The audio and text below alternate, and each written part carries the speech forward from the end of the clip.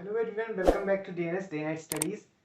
आज के वीडियो में हम डिस्कस करने वाले हैं, हालांकि हाँ वीडियो कुछ काफ़ी लेट आ रही है, मतलब काफ़ी लेट मतलब थोड़ी लेट आ रही है। रीज़न ये था कि थोड़ा मेरे साथ हेल्थ इशू चल रहा था, इस वजह से मैं वीडियो बनाने के लिए अवेलेबल नहीं था।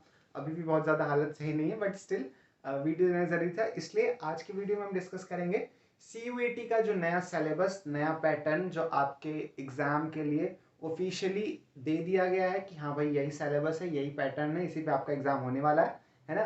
तो हम आज उसको डिस्कस करने वाले हैं। ओवरऑल आज की पूरी वीडियो में हम क्या देखने वाले हैं, CUET में आपके BSc एग्रीकल्चर के लिए आपका क्या पैटर्न होने वाला है, कौन कौन सी यूनिवर्सिटीज़ में आपको एडमिशन मिलेगा, किसके थ्रू, CUET एग्जाम के थ्रू। ठीक है, साथ ही साथ क्वेश्चंस का मतलब पैटर्न में हम ये देखेंगे क्वेश्चंस का रेशियो क्या होने वाला है, सब्जेक्ट कौन कौन से आपको अटेम्प्ट करने हैं, और BSc एग्रीकल्चर में आपके अलग अलग यूनिवर्सिटीज़ ने अलग अलग पैटर्न दिया है कि हम इस बेसिस पे स्कोर कार्ड जो बनेगा उस पर एडमिशन लेंगे।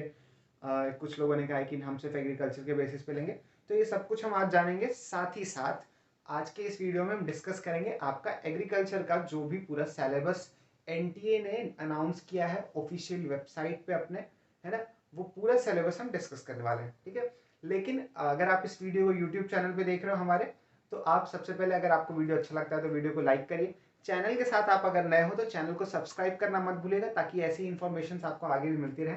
और वीडियो को अपने दोस्तों के साथ शेयर करिए ताकि उन्हें किसी तरह की कंफ्यूजन ना बनी हो आपके एग्जाम्स को लेकर।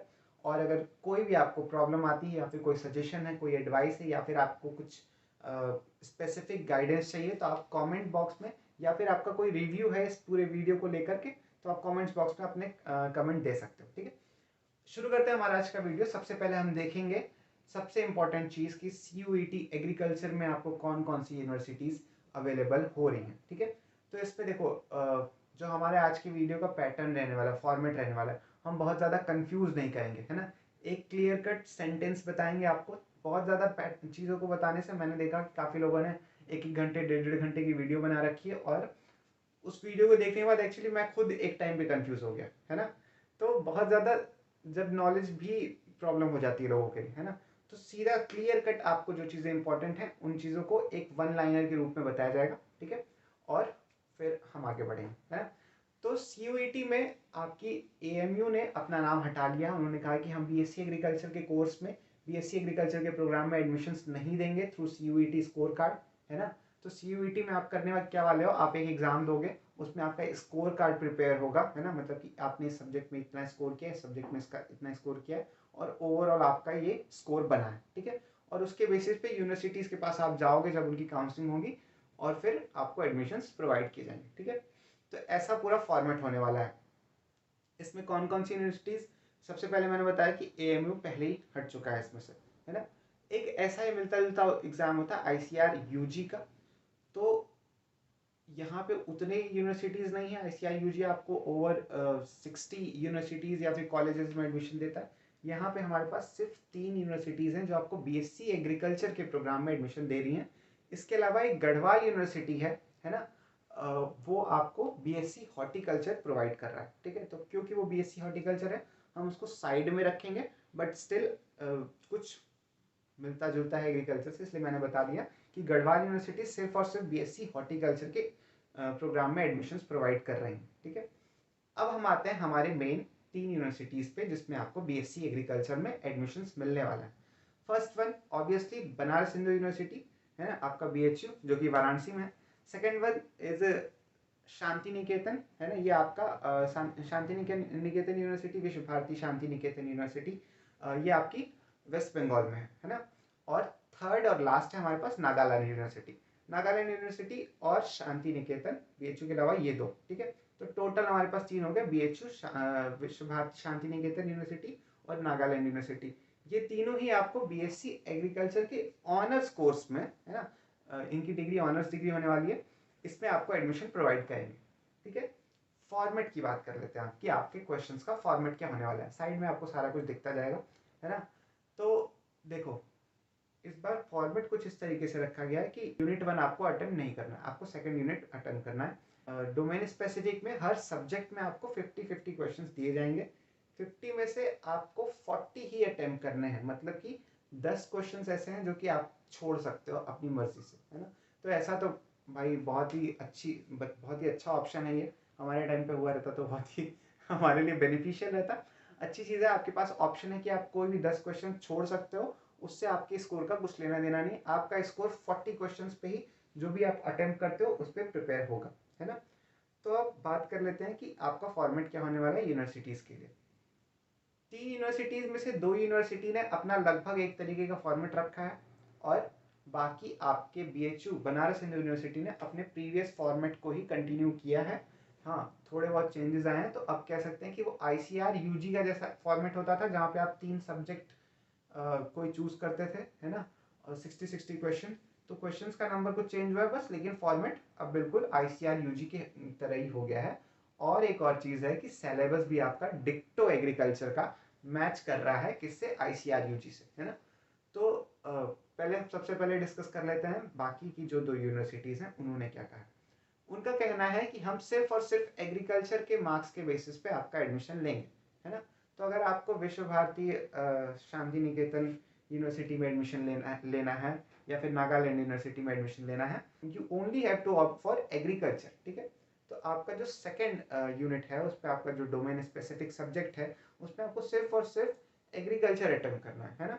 तो नंबर ऑफ क्वेश्चंस कितने हो गए, 50, और आपको अटेम्प्ट कितने करने हैं, 40, है ना। तो टोटल नंबर ऑफ क्वेश्चंस जो आपको अटेम्प्ट करना है, जिनके बेसिस पे आपका स्कोर कार्ड बनेगा, वो है 40, है ना। तो आप कुछ नहीं पढ़ना है, सिर्फ और सिर्फ एग्रीकल्चर पढ़ लेना है, और उसके बेसिस पे आपको एडमिशंस मिल जाएंगे, ठीक है। इसके अलावा BHU की अगर बात करें, है ना, ये दोनों तो हो गया, इन्होंने कह दिया कि हम एग्रीकल्चर के बेसिस पे एडमिशन लेंगे, 50-50 क्वेश्चन आएंगे, और 40 क्वेश्चन आपको अटेम्प्ट करना है। उसके बेसिस पे आपको जो स्कोर कार्ड बनेगा आप वो लेके यूनिवर्सिटी के पास जाओगे, यूनिवर्सिटी आपको उसके बेसिस पे एडमिशन देगी कि हाँ भैया आइए आप एलिजिबल हो, हम आपको एडमिशन दे रहे हैं। परसेंटेज क्राइटेरिया विश्व भारती यूनिवर्सिटी का आपको बगल में दिख रहा होगा। जनरल कैटेगरी के लिए हाई है थोड़ा, और आपके OBC और SC ST कैटेगरी के लिए अलग, ठीक है।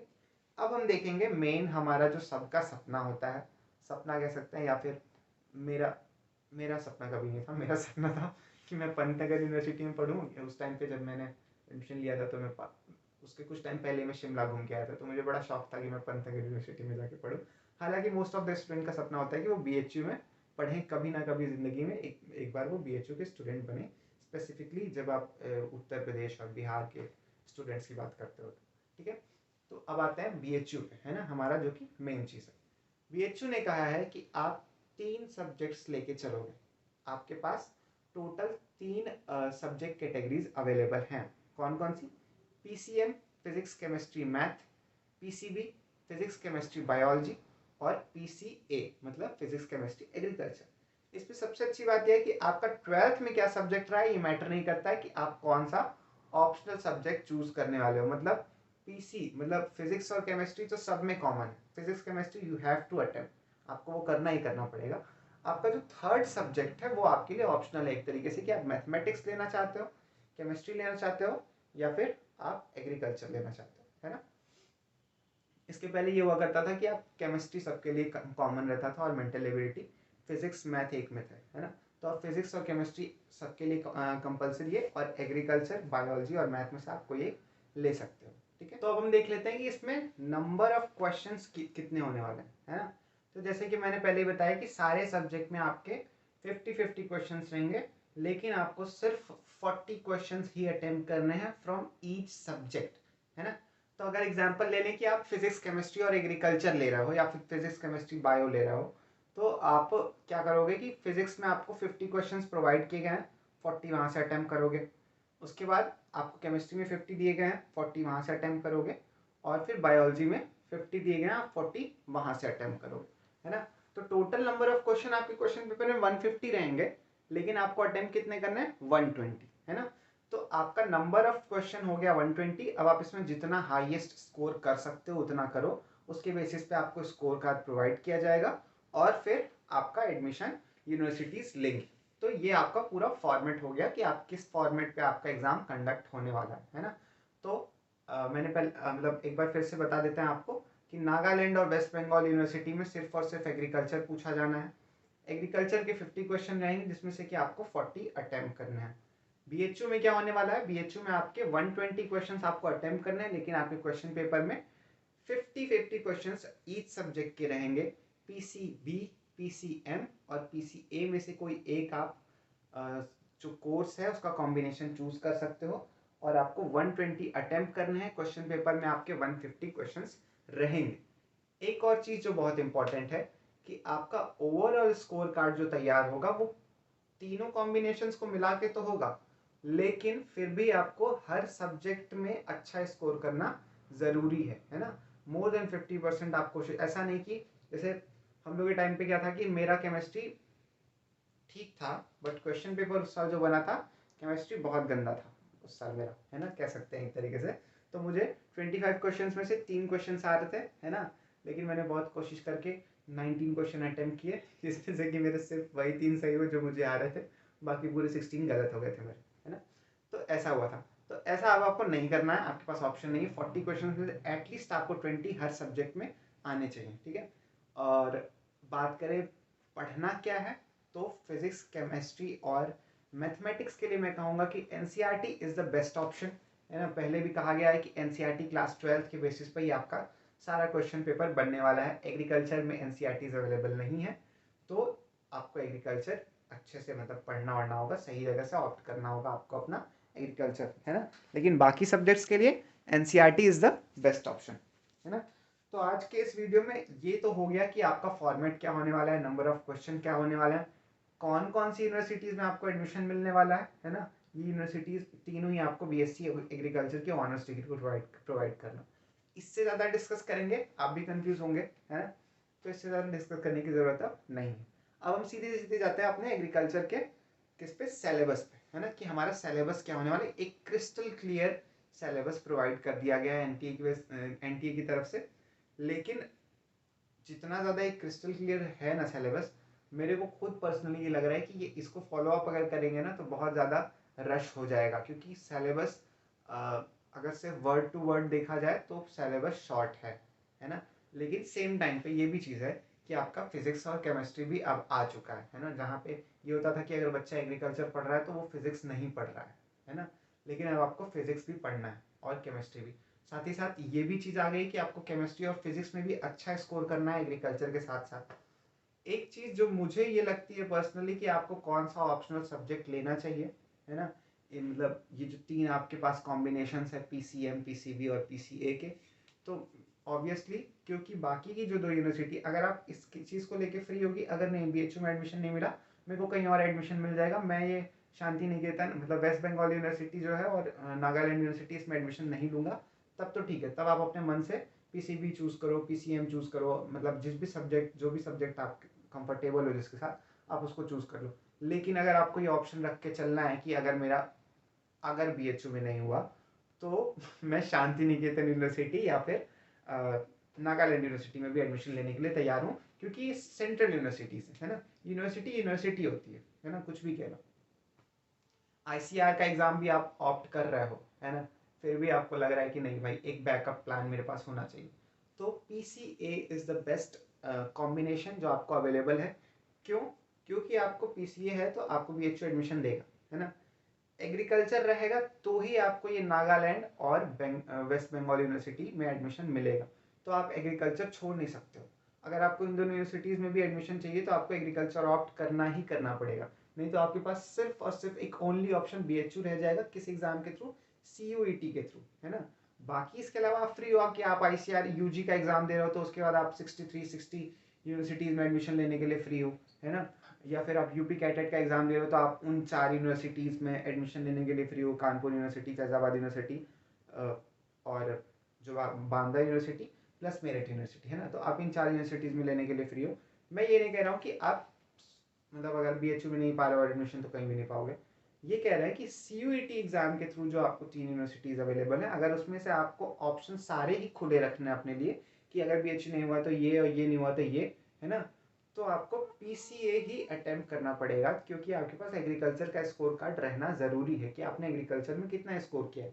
इसलिए मैंने पहले कहा कि सब्जेक्ट वाइज भी आपको अच्छा स्कोर करना होगा। ये नहीं कि जस्ट क्योंकि मैं मैथ्स में अच्छा स्कोर नहीं कर सकता तो मैं एग्रीकल्चर ले लेता हूँ, है ना, ताकि क्योंकि फिजिक्स केमिस्ट्री में तो मैं अच्छा स्कोर कर लूँगा। लेकिन बच्चा जब आगे जाओगे तो मान लो एग्रीकल्चर बीएचयू नहीं मिला तो एग्रीकल्चर लेके भी तो आपको फिर और जगह जाना है ना। तो एग्रीकल्चर अच्छा है, सही ऑप्शन है और पढ़ना पड़ेगा, है ना। अब आगे की वीडियो में हम देखेंगे हमारा एग्रीकल्चर का जो भी सिलेबस, ठीक है। वीडियो अच्छी लगी तो मैंने आपको पहले भी कहा आप वीडियो को लाइक करिएगा। साथ ही साथ हम इस पूरे जो भी आपका कोर्स है एंट्रेंस एग्जाम, इसकी प्रिपरेशन के लिए कोर्स लॉन्च कर चुके हैं, कोर्सेज चल रहे हैं हमारे एप्लीकेशन पे। तो आप हमारा एप्लीकेशन डाउनलोड करिए। अगर आप इस कोर्स के बारे में जानना चाहते हैं तो आपको डिस्क्रिप्शन में लिंक मिल जाएगी वीडियो की, जहाँ से आप जाके देख सकते हो कि आपको इस कोर्स में क्या क्या प्रोवाइड किया जाएगा, है ना। अगर आपको वो अच्छा लगता है तो फिर आप हमारा एप्लीकेशन डाउनलोड करिए। एप्लीकेशन के थ्रू आप वो कोर्स बाई कर सकते हो। साथ ही साथ अदर चीज़ों को भी आप एक्सेस कर पाओगे, जैसे कि स्टडी मटेरियल हमारा वहाँ पे अवेलेबल है, आप उसको भी एक्सेस कर सकते हो, ठीक है। अब हम देखेंगे हमारे एग्रीकल्चर सब्जेक्ट का जो सिलेबस है उसको डिस्कस करेंगे, ठीक है। तो अब फॉर्मेट समझने के बाद हम आपका सिलेबस देखेंगे, ठीक है। लेकिन ये सिलेबस सिर्फ और सिर्फ एग्रीकल्चर का हम अभी इस वीडियो में डिस्कस करेंगे। आपका जो अदर डोमेन स्पेसिफिक सब्जेक्ट के सिलेबस हैं वो आपके सब्जेक्ट मेंटर डिस्कस करेंगे, ठीक है। So I will be teaching agriculture, तो मैं सिर्फ और सिर्फ एग्रीकल्चर का सिलेबस डिस्कस कर रहा हूँ।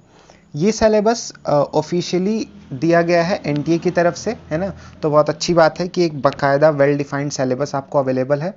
ये सिलेबस काफ़ी ज़्यादा मैच करता है आईसीआर यूजी के जो एग्ज़ाम्स पहले से कंडक्ट होते आए हैं उनसे, ठीक है। तो अच्छा खासा लेवल होता है इनका, मैं पहले ही बता दूं, क्योंकि जिन्होंने एग्रीकल्चर में आईसीआर यूजी का एग्ज़ाम दिया होगा उन्हें ये बात पता होगी, ठीक है। तो शुरू करते हैं हम। ये आपका जो पूरा सिलेबस है ये 4 यूनिट्स में डिवाइडेड है। आपका जो फर्स्ट यूनिट है, ठीक है, आपका जो फर्स्ट यूनिट है वो है agrometeorology, genetics, plant breeding, biochemistry and microbiology, ठीक है। तो एक तरीके से ये हो गया एग्रोनॉमी और कुछ जेनेटिक्स एंड प्लांट ब्रीडिंग का पोर्शन आपका यहाँ पे आ जाता है ना। तो इसमें सबसे पहले देख लेंगे हम एग्रोमेट्रोलॉजी। तो एग्रोमेट्रोलॉजी की जब आप बात करते हो तो एग्रोमेट्रोलॉजी क्या होता है एक तरीके से कि एग्रोमेट्रोलॉजी आपके एग्रोनॉमी का पार्ट है ना। तो जब हम बेसिक लेवल पे एग्रीकल्चर पढ़ते हैं तो हम क्लाइमेट वगैरह पढ़ते हैं, और एक तरीके से सेपरेट है, but it is a part of agronomy, है ना। तो एग्रोमेट्रोलॉजी में हम क्या पढ़ेंगे, मौसम विज्ञान इसको हम हिंदी में कहते हैं। इसमें हम सबसे पहले पढ़ते हैं एलिमेंट्स ऑफ वेदर रेनफॉल, ठीक है। ये हमें पढ़ना है, हालांकि ये बहुत छोटा पोर्शन है, बहुत ज़्यादा डरने की ज़रूरत नहीं है। एलिमेंट ऑफ वेदर रेनफॉल, ठीक है। रेनफॉल और वेदर के कौन कौन से एलिमेंट होते हैं। टेम्परेचर, इसको थोड़ा डीप में पढ़ना पड़ेगा, मतलब बहुत ज़्यादा डीप नहीं, इसका डीप भी बहुत छोटा है ना। टेम्परेचर पढ़ना है। देन उसके बाद ह्यूमिडिटी पढ़ेंगे, रिलेटिव ह्यूमिडिटी वगैरह बहुत इंपॉर्टेंट चीज़ें हैं जब आप क्रॉप ग्रो करते हो। विंड वेलोसिटी पढ़ेंगे, टाइप ऑफ विंड्स पढ़ेंगे, ये सारा कुछ। सनशाइन वेदर फोरकास्टिंग, है ना। और सनशाइन मतलब कि आपका फोटो पीरियड कितने टाइम का है और उसका क्या इम्पैक्ट होगा आपके जो भी क्रॉप आप ग्रो करते हो, इन सब चीज़ों पे।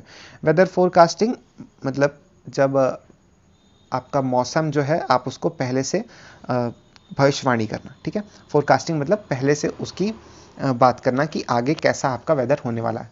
Climate change in relation to crop production, साथ ही साथ क्लाइमेट चेंज का आपके क्रॉप प्रोडक्शन पे क्या असर है और कौन कौन से इसके पार्ट्स हैं, है ना। इन सब चीज़ों को हम लोग डिस्कस करेंगे। Next portion is genetics and plant breeding, ठीक है।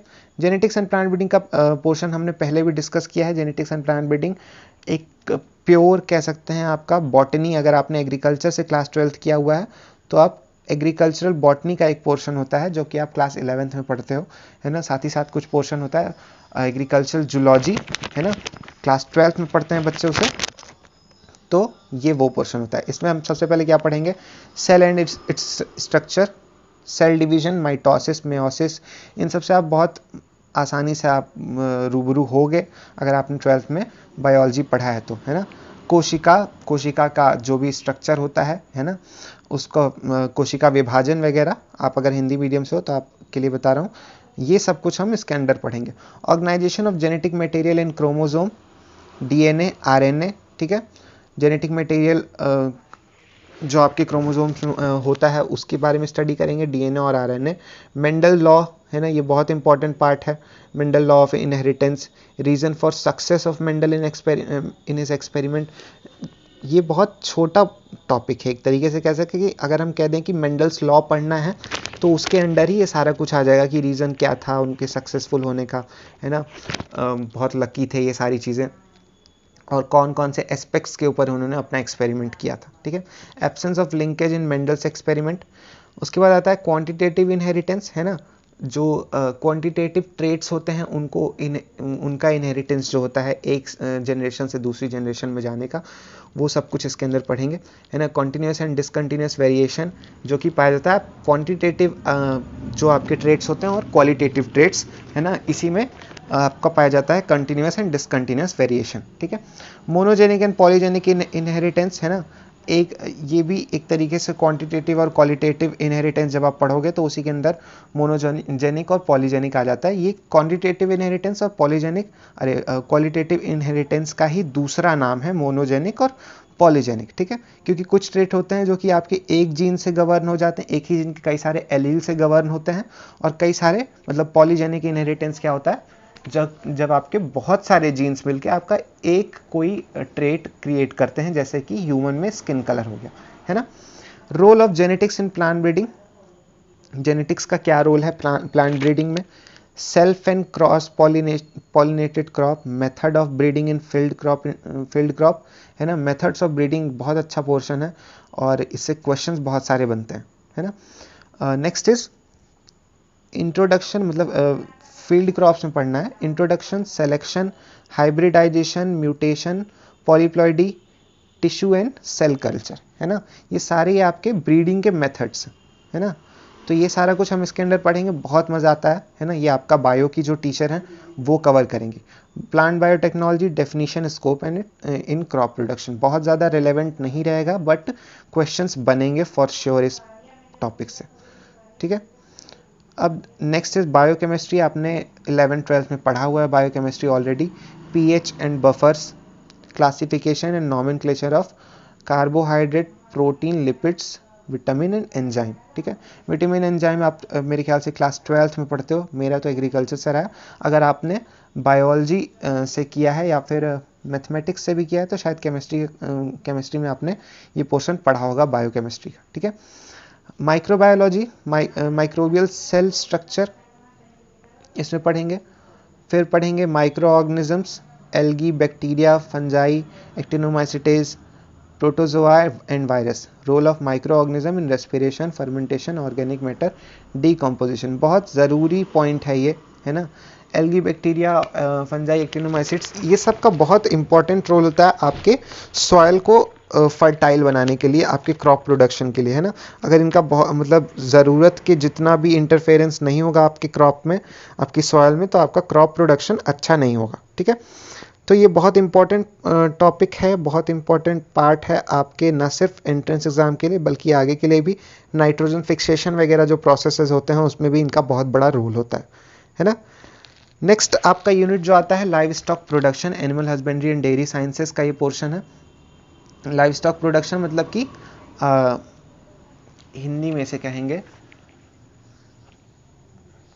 पशुपालन, है ना। तो पशुपालन का जो पोर्शन है वो अब हम देखेंगे। Next is scope and importance. पहला पॉइंट है इसका scope and importance, importance of live stock in agriculture, ठीक है। आपके एग्रीकल्चर में लाइव स्टॉक का क्या इंपॉर्टेंस है ना। तो ये तो सभी जानते हैं कि एग्रीकल्चर में लाइव स्टॉक मतलब कि एक जितना बड़ा पार्ट आपका क्रॉप प्रोडक्शन है उतना ही बड़ा पार्ट आपके लिए लाइव स्टॉक है आजकल एग्रीकल्चर में, है ना।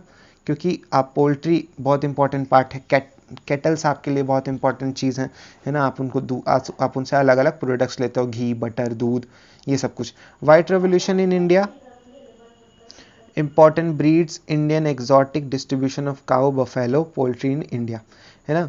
तो अगर हम एक तरीके से देखें तो हमारा ये ऊपर का जो पोर्शन है importance of live stock in agriculture और वाइट रेवोल्यूशन इन इंडिया, जो ए पार्ट है इसका, ये बहुत बड़ा पोर्शन नहीं है, काफ़ी कुछ स्टैट्स पे बेस्ड है इसमें, है ना। लेकिन आपका जो बी पार्ट है important breed, Indian and exotic, distribution of cow, buffalo and poultry in India, ये बहुत इंपॉर्टेंट है। इससे आपके maximum question live stock production के आपके मैक्सिमम क्वेश्चन इन्हीं से बनते हैं, है ना। कि कौन सी ब्रीड का स्पेसिफिक कौन सा नाम है, कौन सा स्पेसिफिक कैरेक्टर है, ये सारा कुछ बहुत इंपॉर्टेंट है हमारे लिए पढ़ना, ठीक है। Care and management system of cattle and poultry housing, आप किस तरीके से कहाँ पे अपने कैटल्स को रखोगे या फिर पोल्ट्री को किस तरीके से रखोगे, ये सब कुछ इसमें पढ़ेंगे हम लोग। कौन कौन से स्ट्रक्चर्स होते हैं, उसमें कितना डिस्टेंस होना चाहिए, किस टाइप का आपका स्ट्रक्चर हेल्दी रहेगा। अगर आपकी काऊ जो है वो माँ बनने वाली, मतलब कि उसको बच्चा होने वाला है ना, she is going to give birth to a calf, है ना, तो आप उसको कहाँ रखोगे, किस उसका जो भी स्ट्रक्चर किस टाइप का होना चाहिए, उसमें कितनी जगह होनी चाहिए, ये सब कुछ हम इसमें पढ़ते हैं, ठीक है। प्रिंसिपल ऑफ फीडिंग प्रैक्टिसेस, है ना, तो आप उनको क्या खिलाओगे, उसमें न्यूट्रिशन कंटेंट कितना होना चाहिए, ये सब कुछ बैलेंस्ड रैशनिंग में आता है ना, कि आप उनको कितना खिलाना है, किस हालत में है तो कितना खिलाना है, ये सारा कुछ आप इसमें पढ़ोगे। Balanced ration definition and ingredients, वही चीज़ कि आपके राशनिंग जो आप करोगे, आप अपने फीड जो करोगे अपने एनिमल को, जो भी कुछ खिलाओगे वो क्या होना चाहिए, कितना होना चाहिए, किस मात्रा में, किस स्थिति में है आपका पशु, तो आप उसको कितना खिलाओगे, ये सब कुछ हम इसमें पढ़ेंगे। मैनेजमेंट ऑफ काव, bullocks, pregnant and milch animals, है ना, आपका जो बैल है, प्रेग्नेंट है, आपकी जो कैटल्स हैं उनको, और जिनको बच्चा नहीं हुआ है उन एनिमल्स को कितना खिलाना है, क्या खिलाना है, एज वेल एज चिक, क्रॉकल्स, लेयर, पोल्ट्री, ठीक है। और आपके जो चिक्स वगैरह हैं आप उनको क्या खिलाओगे, कितना खिलाना है।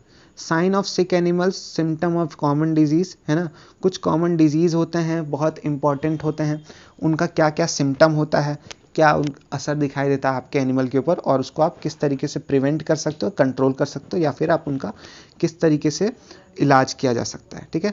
इसमें कुछ आपके मेन एग्जाम्पल्स दिए गए हैं, खुरपका, मुँहपका, है ना, रिंडरपेस्ट, ब्लैक वाटर, ये सारा कुछ आपको पढ़ना है। Foul pox, Ranikhet disease, Ranikhet बहुत इंपॉर्टेंट डिजीज़ है, ये हमेशा लगभग हर बार ही क्वेश्चन बनाता है, उनका प्रिवेंशन और उसका कंट्रोल, ठीक है। आर्टिफिशियल इंसेमिनेशन, जब आप अपने मन के हिसाब से कोई भी ब्रीड बनाना चाहते हो कि इसके अंदर ये दोनों के कैरेक्टर्स हों, तो आप क्या करते हो, आर्टिफिशियल इंसेमिनेशन कराते हो, है ना। तो ये सारा कुछ पढ़ने के लिए आपको क्या क्या पढ़ना ज़रूरी है, रिप्रोडक्टिव ऑर्गन, कलेक्शन, डाइल्यूशन, आप जो भी कलेक्ट करोगे सीमेन अपने एनिमल से, आप उनको कैसे कलेक्ट करोगे, किन चीज़ों के साथ उनको डाइल्यूट करना है, प्रिजर्वेशन कैसे करना है अपने सीमेन का, ठीक है, और आर्टिफिशियल इंसेमिनेशन के कौन कौन से प्रोसेस हैं और किस तरीके से वो किया जाता है, ये सारा कुछ हम इसके अंदर पढ़ेंगे।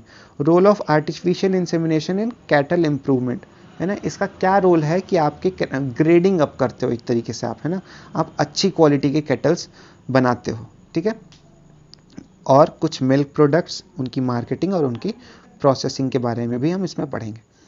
नेक्स्ट थर्ड आपका जो पोर्शन है क्रॉप प्रोडक्शन है, ठीक है। क्रॉप प्रोडक्शन हमने वैसे भी अपना जो पुराना सिलेबस डिस्कस किया था, जिसमें मैंने पहले ही बताया था कि आप कुछ भी पढ़ो, एग्रीकल्चर पढ़ना आपके लिए बहुत ज़रूरी है ना, आखिर वो बात आ ही गई सामने, ठीक है, कि अगर आप अब चाहो भी तो अगर आप मैथ्स या फिर बायोलॉजी लेते हो तो आप बाकी की जो दो यूनिवर्सिटीज़ हैं उनके लिए एप्लीकेबल नहीं रह जाओगे, क्योंकि आपके पास एग्रीकल्चर का स्कोर कार्ड नहीं रहेगा, ठीक है। तो इसमें हम देख लेते हैं,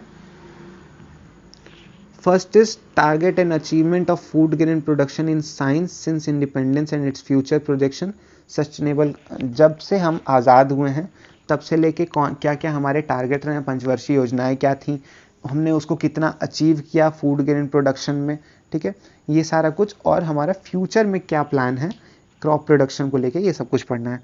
सस्टेनेबल क्रॉप प्रोडक्शन, ये वर्ड आजकल बहुत ज़्यादा उड़ रहा है। सस्टेनेबल क्रॉप प्रोडक्शन एक बहुत इंपॉर्टेंट पार्ट हो गया आजकल एग्रीकल्चर का, स्पेशली जब आप एक साइंटिफिक वे में एग्रीकल्चर को ऑप्ट करते हो, ठीक है। Commercialisation of agriculture and it's scope in India, है ना, व्यावसायिक रूप से आप एग्रीकल्चर को देखते हो तो उसका स्कोप क्या है इंडिया में, ये सब कुछ पढ़ेंगे। Classification of field crop based on their utility, serial, pulse, oil seed, fibre, sugar and forage crop, ये सब कुछ हम लोग पहले भी क्लासेस में डिस्कस कर चुके हैं, इसके ऊपर क्लास हो चुकी है, हमने क्लासिफिकेशन ऑफ क्रॉप्स पहले से पढ़ लिया है ना। तो इसमें सिर्फ एक ही बेसिस पे क्लासिफिकेशन ऑफ क्रॉप है, बल्कि हमने इसके अलावा भी बहुत सारे क्लासिफिकेशंस पढ़ लिए हैं ऑलरेडी, है ना। तो ये तो हमने पढ़ा ही, साथ ही साथ हमने और भी बहुत कुछ पढ़ लिया है, तो हमारे पास प्लस पॉइंट है, ठीक है। Next is soil fertility, fertiliser and manure.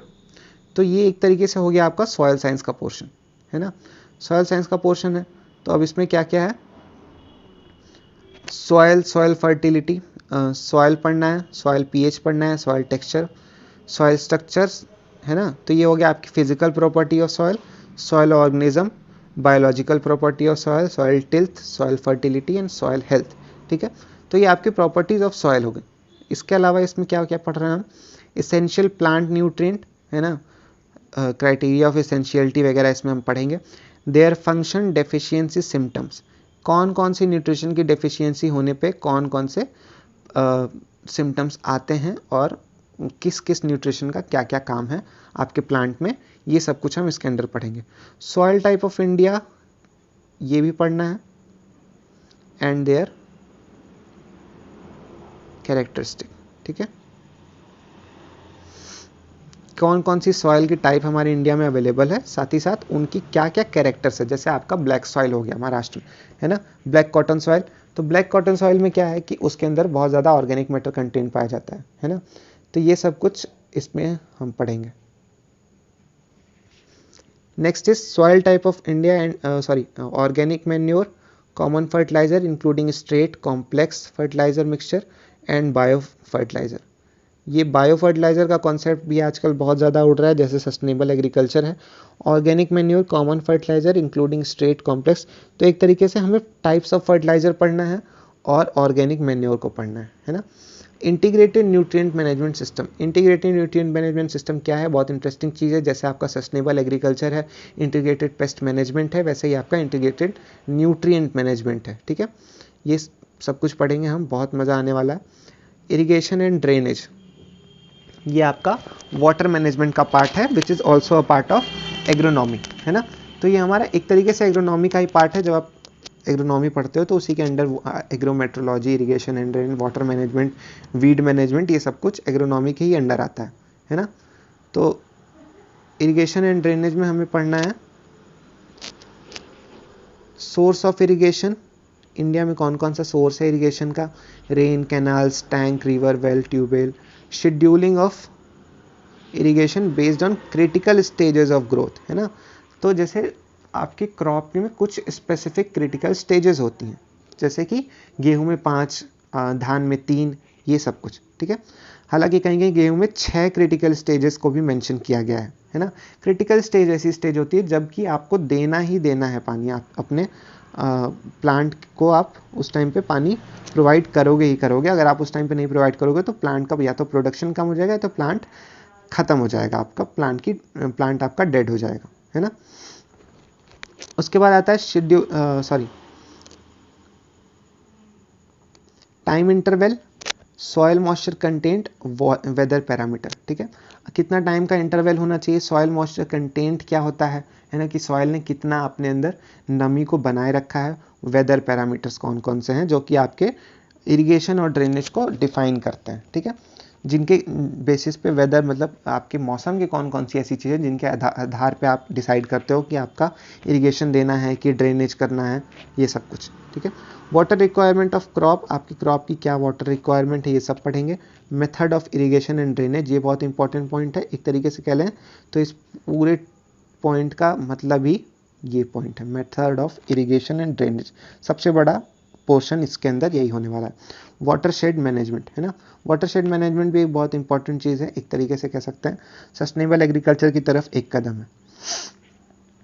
Weed control, weed control आपके एग्रोनॉमी का पार्ट है, इसको हम वीड साइन के अंदर पढ़ते हैं। प्रिंसिपल ऑफ वीड कंट्रोल, कौन से प्लांट्स आपके लिए वीड हैं, खरपतवार आप किन पौधों को कहोगे, है ना। सारे प्लांट वीड हैं, या फिर गेहूं का पौधा अगर आप अनचाहे, अगर आपने धान की खेती की और उसके अंदर गेहूं उग रहा है 2-4 पौधे, तो वो भी आपके लिए एक तरीके से वीड ही है ना। लेकिन इन जनरल आप गेहूं को कभी खरपतवार नहीं कहोगे, है ना।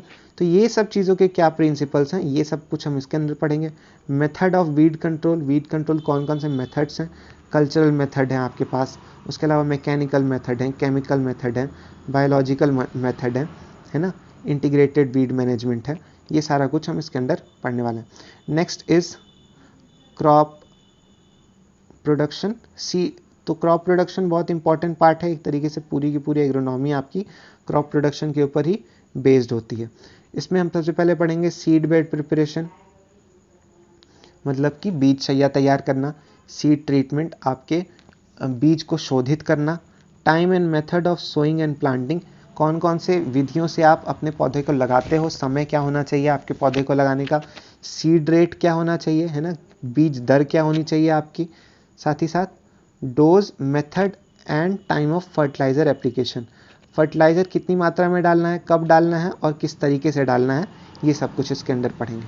इरिगेशन, मतलब आपके पानी में आपके खेत में पानी कैसे देना है। इंटरकल्चर एंड वीड कंट्रोल, जैसे आपने अपना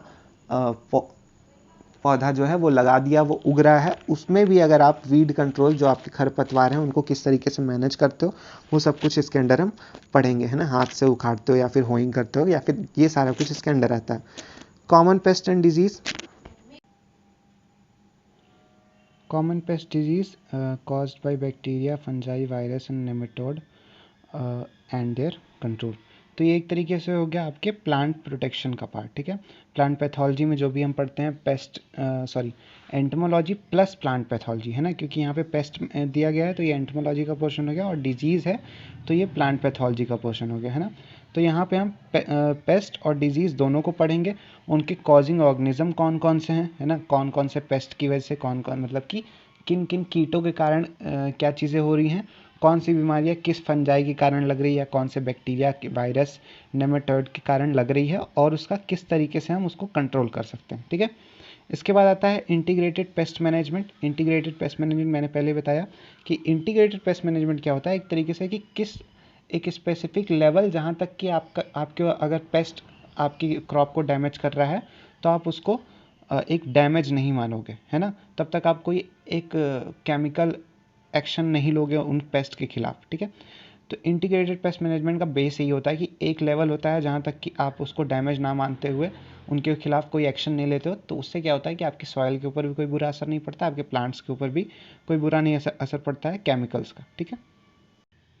इसके बाद आता है हमारा harvesting, threshing, post harvest technology, है ना, मतलब कि हम किस तरीके से कटाई करेंगे अपने जो भी हमारी उपज हुई है उसकी, और उसकी थ्रेसिंग किस तरीके से करेंगे, और पोस्ट हार्वेस्ट टेक्नोलॉजी, मतलब कि मैंने उसको काट के रख लिया, अब हम उसको किस तरीके से स्टोर करें कि उसमें कुछ भी हमारे पेस्ट ना लगे, है ना, मतलब हमारे कीट उसको नुकसान ना पहुंचाएं, हमारा अनाज जो है वो सड़े ना, ठीक है। तो इसमें हम पढ़ेंगे storage, processing, marketing of major crops, ठीक है, major field crop, rice, wheat, maize, sorghum, pearl millet, groundnut, mustard, pigeon pea, gram, sugar cane, cotton and बरसीम, है ना। तो अच्छी बात यह है कि यहाँ पे डिफाइन कर दिया गया है कि कौन कौन सी क्रॉप से आपसे पूछा जाएगा, स्टोरेज, प्रोसेसिंग एंड मार्केटिंग का पोर्शन, है ना, वरना ऐसे क्या है कि बहुत ब्रॉड आपका सिलेबस हो जाता था इसके पहले। नेक्स्ट और लास्ट जो आपका पोर्शन है वो है हॉर्टिकल्चर का पोर्शन, अगेन बहुत इंपॉर्टेंट पोर्शन है ना।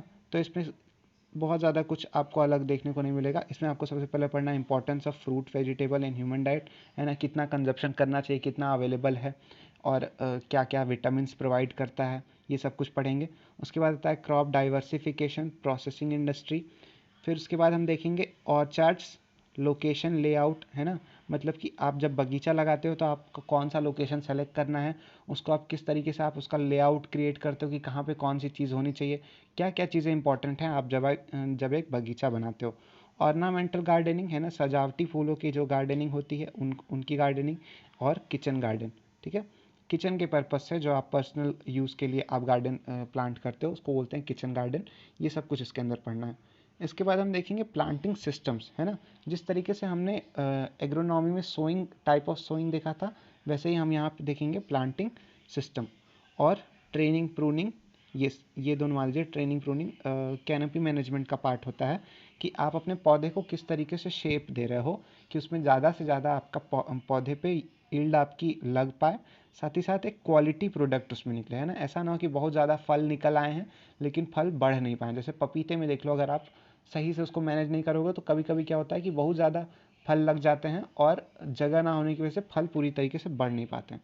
तो ये सब कुछ आप ट्रेनिंग और प्रूनिंग पढ़ोगे। इंटरक्रॉपिंग, इंटरक्रॉपिंग मतलब साथ साथ में दो मतलब एक से ज़्यादा क्रॉप को ग्रो करना, ठीक है।